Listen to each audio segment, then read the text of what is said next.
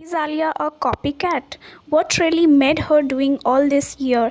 जो कि इतनी अच्छी एक्टिंग और इतने अच्छे स्क्रिप्ट होने के बावजूद भी she known as a copycat. Yes, कभी वो बेबो की एक्टिंग करती हुई नज़र आती हैं तो कभी दीपिका के कपड़े, and now a days she is acting her in law, mother in law Neetu Kapoor को।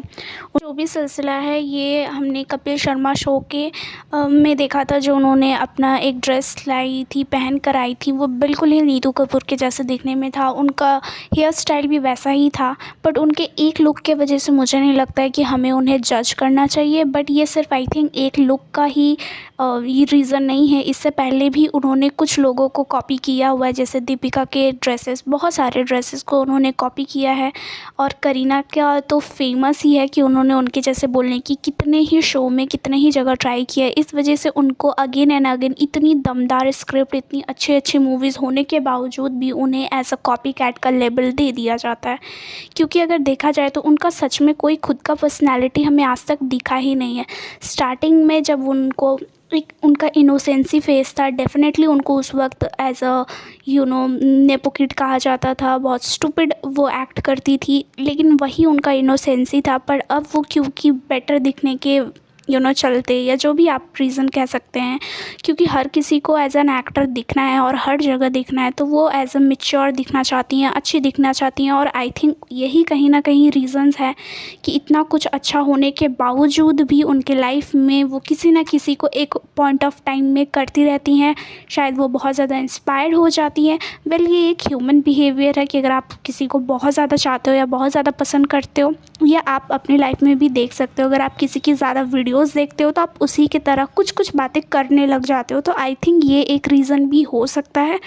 बट ये एक ऑल्सो ये भी शो करता है कि उनका खुद का कोई स्ट्रॉन्ग पर्सनैलिटी नहीं है, जैसे कि अदर एक्ट्रेस का होता है। जैसे कि दीपिका को हम बहुत ज़्यादा कॉन्फिडेंट देखते हैं, प्रियंका चोपड़ा को कॉन्फिडेंट देखते हैं। तो हर एक एक्ट्रेस या हर एक इंसान का एक अपना खुद पर्सनैलिटी होता है, जो कि होना भी चाहिए, क्योंकि आपकी पर्सनैलिटी ही आपको औरों से अलग बताती है। नो मैटर आप कितने खूबसूरत हो या कितने द मेन थिंग इज़ कि आप खुद को कैसे रिप्रेजेंट करते हो, आपका पर्सनैलिटी क्या है।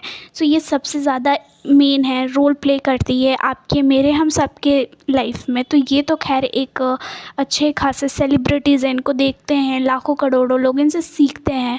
और मुझे लगता है कि आलिया को भी कहीं ना कहीं, या उनके जो टीम है, उन्हें ये कहना चाहिए कि वो खुद का ही एक पर्सनालिटी शो करे। उन्हें ज़रूरत नहीं है कि कभी जब भी मेट की बेबो बनने की, या कभी कुछ भी, वो खुद जैसी हैं उन्हें वैसा ही रहना चाहिए। क्योंकि नो मैटर वो कुछ भी करें, उनकी जो मूवीज़ की चॉइस है वो बहुत ही अच्छी होती है, लाइक 90% ऑफ द टाइम बहुत अच्छी होती है। चाहे उन्हें कितना भी जज कर लो, पर उनकी जो एक्टिंग है वो हमेशा ही अच्छा करती है। मैं ये नहीं कह रही हूँ कि उनके फर्स्ट मूवी से ही उन्होंने एक्टिंग बहुत अच्छा किया था, बिल्कुल भी नहीं।